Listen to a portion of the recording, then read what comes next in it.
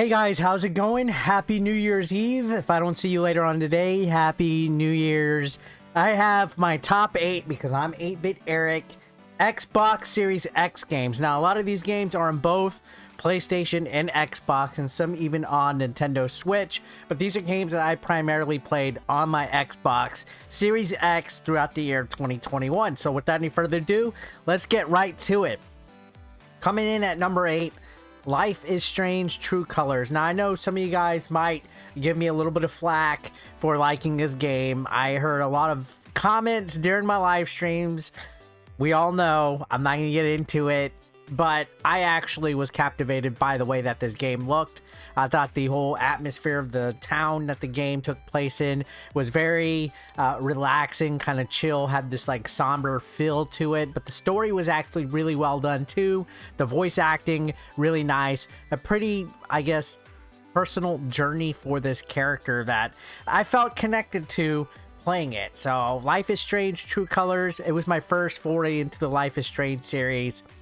I liked it for what it was, and it comes in at number 8. Now, coming in at number 7, Outriders. This game is currently on Game Pass. It came out as a day one release for Game Pass. It's action-packed, I guess, post-apocalyptic type of game where your character can have different abilities you choose at the beginning of the game, and it caters towards what your character's, I guess, combat is like. There's a lot of online multiplayer aspects to this game and stuff like that. I know some people got bored of this game really quickly, but it kept me entertained enough to where I once in a while go back to it. It's not bad for what it is. Yeah, it could have been a little bit better. It seemed like it was a little bit more hyped up when Square Enix first announced it and people were looking forward to it. But trust me, it's not that bad. In fact, I feel it's a little bit of an underrated type of game, to be honest. So if you have Game Pass, there's literally no loss, no risk checking the game out. Now, coming at number 6, this just recently came out, the Gunk. This game surprised me. It's a 3D platforming game where you go around and you essentially vacuum gunk. You scan all the wilderness, the plants, the objects. You craft your character's glove to get different abilities and stuff. Honestly, really surprised at the Gunk and how well put together it was. I didn't see this coming. To me, it just looked like your average video game title that was on Game Pass, but when I popped it in and I streamed it, I was actually really impressed with how solid the game was. So I recommend you guys check the Gunk out if you have not. Now, coming up next, this game was on both PlayStation and Xbox. It's Far Cry 6. The Far Cry 6 series, or the Far Cry series, I should say, is a series that had been hyped up to me for quite some time. I missed out on playing all of them for the most part. I played a little bit of 5 and a little bit of Primal, but I really dug into Far Cry 6 because I was excited to see what it was all about. And honestly, it was pretty addicting going and doing all these random, missions where you catch these roadblocks and these bases and take down the artillery and level up your character and get different weapons and stuff. So I really enjoyed Far Cry 6, exploring the island and just getting into shootouts and stuff. And the game actually looks really good.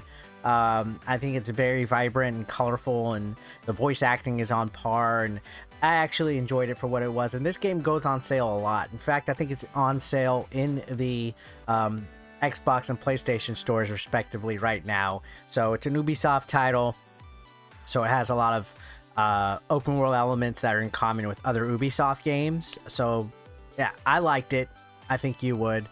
Coming up next, we got Psychonauts 2. Now, a lot of people told me this was their Game of the Year contender, and I gotta completely agree with that. Psychonauts 2, also on Game Pass if you want to go ahead and check it out. I believe it's an Xbox exclusive game, and it plays a lot like a classic 3D platformer from the early 2000s. In fact, the first Psychonauts is also on Game Pass, so you can play both of them right now. This game is absolutely insane with its characters that have these personalities, the level designs and everything. It's like a Tim Burton cartoon that you're able to play, and I absolutely adored it. I need to go back and play it a lot more than what I gave it. I didn't give this game justice because it came out at a time where a bunch of other games were coming out along the same time period. So I need to go back and finish Psychonauts 2 because this does have a lot of potential in it. And from what I hear, it's pretty critically well acclaimed.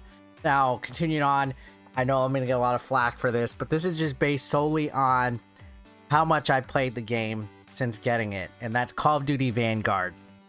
Let's move all the Activision Blizzard controversy aside. Let's move the fact that it's a Call of Duty game, and a lot of you guys are going to be a little upset that I'm ranking a Call of Duty game as one of my top games, but I put in a lot of time playing Call of Duty Vanguard on my channel. I just recently completed the Battle Pass finally, but the preseason and the Season 1 Battle Pass, my god, have I loved playing Vanguard. I enjoyed it a lot more than Cold War. There's just something about sitting down and playing an FPS shooter that is relaxing to me. It's like how I get my aggression out. So Call of Duty Vanguard is up there. Now next up, Halo. A lot of people have been hyping up the Halo series for me. This is my first Halo. It's also on Game Pass. You can play multiplayer and campaign, but this is my first Halo that I've personally experienced, and the campaign is freaking amazing. Multiplayer, I feel, leaves a little bit less to be desired, but the campaign for me is where it's at. I am absolutely in love with Master Chief as a character now. He's a complete badass. He's my hero, and this game just has all that you would want in a game. It has, you know, a lot of action. The cutscenes are great.